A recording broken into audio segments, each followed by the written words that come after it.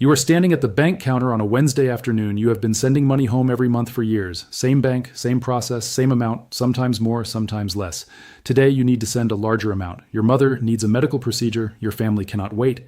You slide the cash across the counter. The teller counts it, then she stops. She excuses herself and walks to the back. 2 minutes pass, then 5. She comes back with a form. She tells you that because of the amount you are sending, the bank is required to file a report. She needs your full name, your address, your date of birth, and your government-issued ID. Your chest tightens.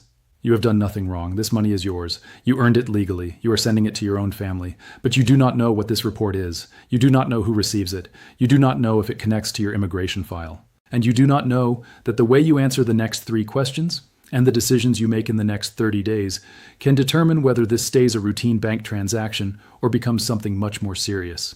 Most immigrants sending money home have no idea this reporting system exists, who it goes to, and what it can and cannot trigger. What a financial compliance attorney charges $275 per hour to explain is sitting right here in this video. Stay with me. I am Jacob, and I reviewed the official documentation from the Financial Crimes Enforcement Network, the Bank Secrecy Act, IRS reporting regulations, and DHS data sharing framework specifically as they apply to international remittances and immigrant communities.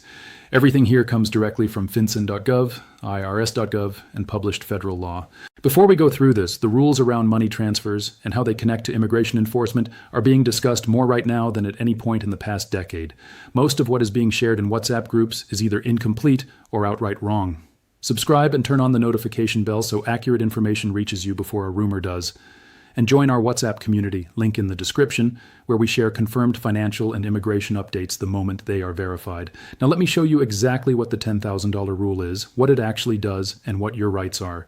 Here is what is actually confirmed under federal law. The Bank Secrecy Act, codified at 31 U.S.C. 5313, requires banks and financial institutions to file a currency transaction report, called a CTR, with the Financial Crimes Enforcement Network, known as FinCEN, for any cash transaction that exceeds $10,000 in a single business day. This applies to deposits, withdrawals, exchanges, and transfers. This requirement has existed since 1970. It is not new. It is not targeted at immigrants. It applies to every person, citizen, green card holder, visa holder, anyone who conducts a cash transaction over $10,000 at a covered financial institution. Here is what is being shared in community groups that is not accurate. There are messages circulating right now saying that if you send more than $10,000 overseas, ICE is automatically notified and your immigration case is flagged for review. That is false. A currency transaction report filed by a bank goes to FinCEN, a division of the Treasury Department, not to ICE. FinCEN is a financial intelligence unit.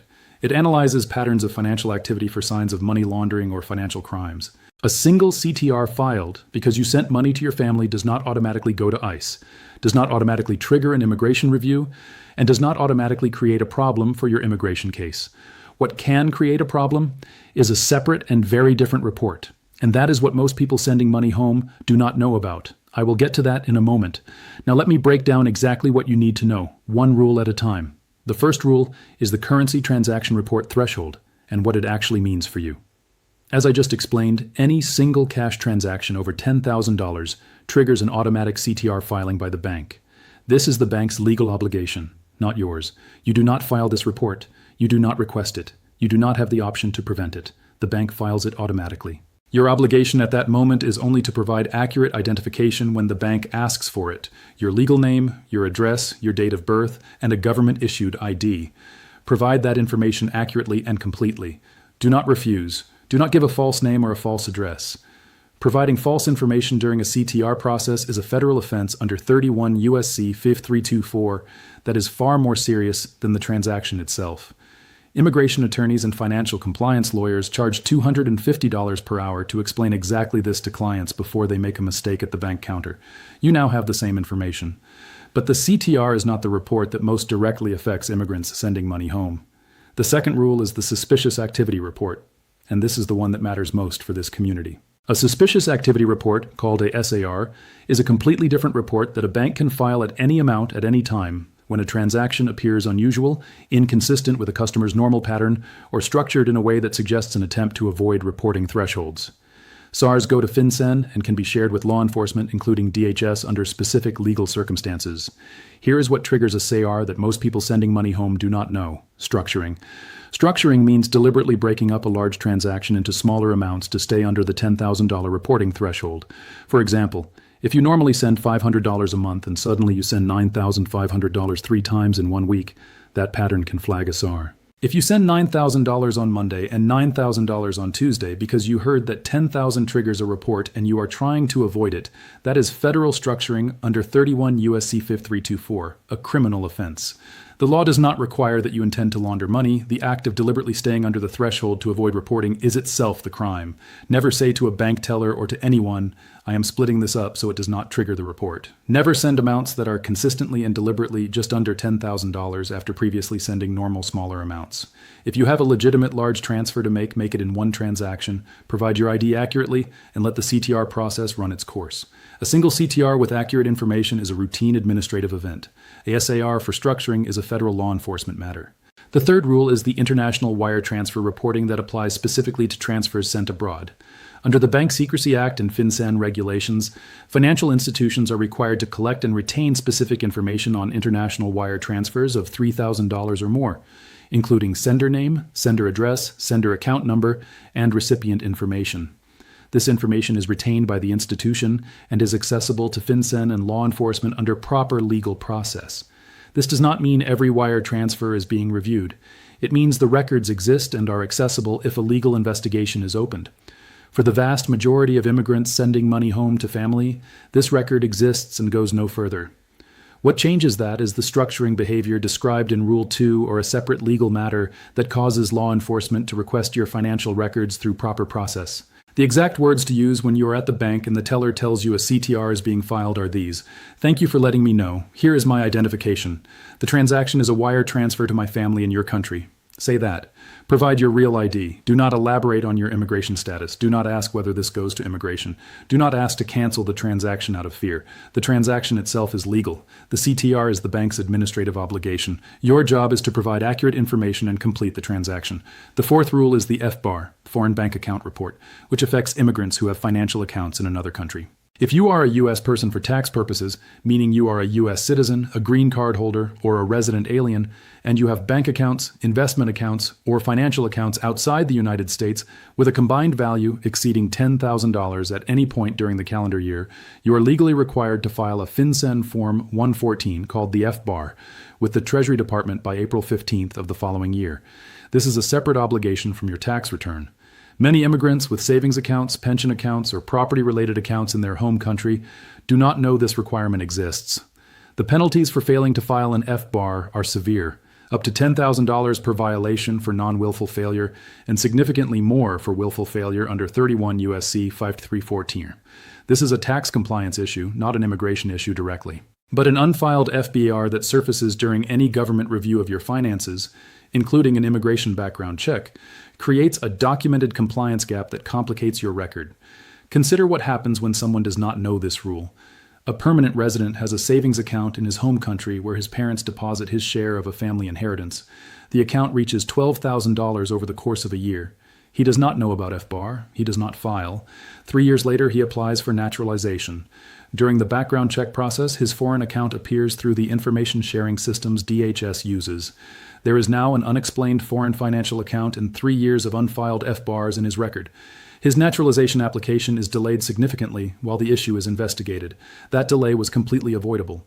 The fifth rule is what actually connects financial reports to immigration enforcement, and it is not the CTR.